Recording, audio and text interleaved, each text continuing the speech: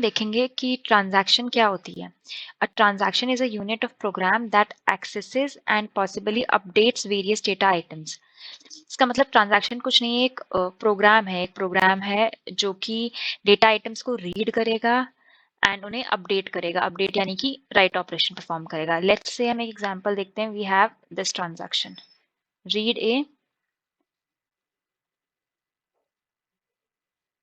a minus 500 let's say and then it updates it।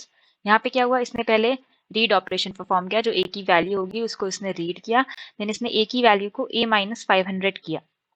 After that उसने a की जो ये नई वैल्यू आई इसको यहाँ पे ओवरराइट कर दिया।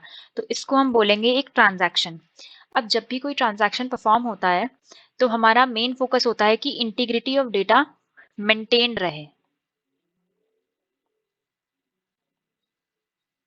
Integrity of data should be maintained.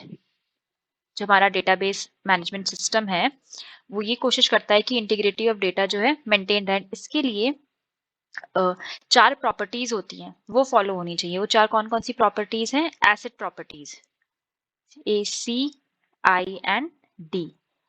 A stands for atomicity. Atomicity मतलब जब भी कोई ट्रांजैक्शन एग्जीक्यूट होगा या तो वो पूरा का पूरा एग्जीक्यूट होगा वरना नहीं होगा। ईदर फुली और not at all. Either full execution और नहीं तो वो रोल बैक कर जाएगा। हम ये बोलते हैं कि अबॉर्ट हो गया एंड रोल बैक कर गया, और नॉट एट ऑल। नेक्स्ट होती है हमारे पास सी से कंसिस्टेंसी। तो कंसिस्टेंसी का मतलब है कि किसी भी ट्रांजैक्शन के एग्जीक्यूशन से पहले और एग्जीक्यूशन के बाद हमारा डेटाबेस जो है वो हमेशा कंसिस्टेंट रहना चाहिए। कंसिस्टेंट रहने का मतलब क्या है?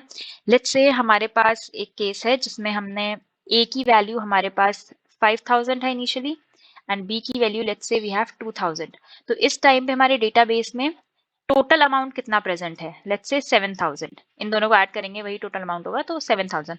अब एक ट्रांजैक्शन हुआ जिसमें ए ने इधर 1000 रुपीज जो है बी को सेंड किए। तो अब ए के पास जो फाइनल बैलेंस होगा वो हो जाएगा 4000 एंड बी का अपडेटेड बैलेंस होना चाहिए 3000। तो अब यहाँ पे अगर इन दोनों का टोटल बैलेंस लेंगे तो वो 7000 है। तो इसको बोलते हैं कि कंसिस्टेंसी मेंटेन रही। नेक्स्ट होता है आई हमारे पास फॉर आइसोलेशन। तो आइसोलेशन क्या होता है?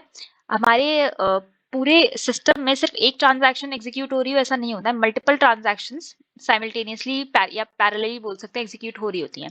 तो एक ट्रांजैक्शन अगर एग्जीक्यूट हो रही है तो वो बिना इसके रन करेगी कि कोई और ट्रांजैक्शन एग्जिस्ट भी करती है। ओके, इसे बोलेंगे कि it should run without even thinking that there are even more transactions which are running. Okay, isolation में रन कर रही है। एंड नेक्स्ट हमारे पास लास्ट होता है ड्यूरेबिलिटी। ड्यूरेबिलिटी सेज कि जो भी चेंजेस हमने अपने डेटाबेस में किए हैं, जो भी हमने लेट्स से ये ट्रांसफर के बाद जो भी चेंजेस हुए, हमारा डेटाबेस ऐसे अपडेट हो गया, जो भी ये चेंजेस हुए ये हमेशा डेटाबेस में रहने चाहिए even if some failure occurs. Okay, यानी कि changes made should persist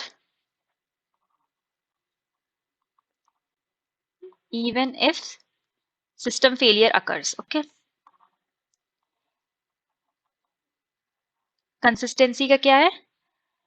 after execution of transaction database should be consistent. यानी कि जो वैल्यूज हैं वो हमेशा, जो टोटल वैल्यूज होगी या टोटल अमाउंट जितना भी प्रेजेंट था वो हमेशा सेम रहेगा डेटाबेस में। एंड आइसोलेशन के लिए हम इसे बेटर वर्ड्स में लिख सकते हैं कि a transaction should run as if there are no other transactions।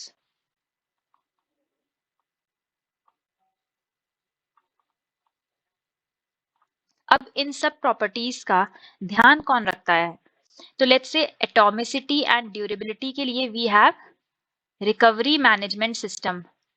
वो ध्यान रखता है एटॉमिसिटी गारंटी करने का। ओके, नेक्स्ट हमारे पास आता है कंसिस्टेंसी। तो उसके लिए रिस्पॉन्सिबल कौन होता है? प्रोग्रामर। ओके, एंड लास्ट हमारे पास आता है आइसोलेशन एंड उसके लिए रिस्पॉन्सिबल होता है कॉन्करेंसी सिस्टम। अब जो भी ट्रांजैक्शन है, अगर वो सक्सेसफुली कंप्लीट हो गया, तो हमें उसके लास्ट में हमेशा एक कमिट का स्टेटमेंट दिखेगा, कमिट दिखेगा, इसे हम सी से डिनोट करते हैं। और अगर वो कंप्लीट नहीं हो पाया सक्सेसफुली, तो हमें अबॉर्ट दिखेगा, जनरली ए से डिनोट करते हैं। तो ये होता है हमारा ट्रांजैक्शन।